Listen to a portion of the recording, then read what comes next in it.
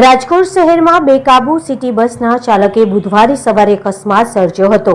રાજકોટના ઇન્દિરા સર્કલ નજીક traffic signal ખુલતાની સાથે જ પાછળથી કાર મૂકી આવતી સિટી બસના ચાલકે એકસાથે 7 થી 8 વાહનોને અડફેટે લીધા હતા અને નિર્દોષ લોકોને કચડી નાખ્યા હતા। અકસ્માતમાં કુલ 4 લોકોના મોત નીપજ્યા હતા, જ્યારે બસ ચાલક શિશુપાલસિંહ રાણા સહિત કુલ 4 લોકો ઈજાગ્રસ્ત હતા। તેને સારવાર અર્થે રાજકોટ સિવિલ હોસ્પિટલ ખસેડવામાં આવ્યા છે।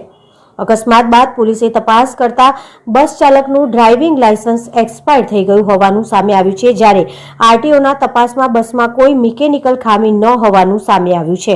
ગાંધીગ્રામ પોલીસે સાપરાધ, મનુષ્યવધ અને મોટર વ્હીકલ એક્ટની અલગ-અલગ કલમ હેઠળ ગુનો નોંધી તપાસ હાથ ધરી છે। હાલ બસ ચાલક ઇજાગ્રસ્ત હાલતમાં સારવાર હેઠળ હોવાથી પોલીસ જાપ્તામાં રાખવામાં આવ્યો છે, જેને ડિસ્ચાર્જ આપ્યા બાદ તેની અટકાયત કરી આગળની કાર્યવાહી હાથ ધરવામાં આવશે। કો એડિટર મહાવીરસિંહ ઝાલા, અમદાવાદ।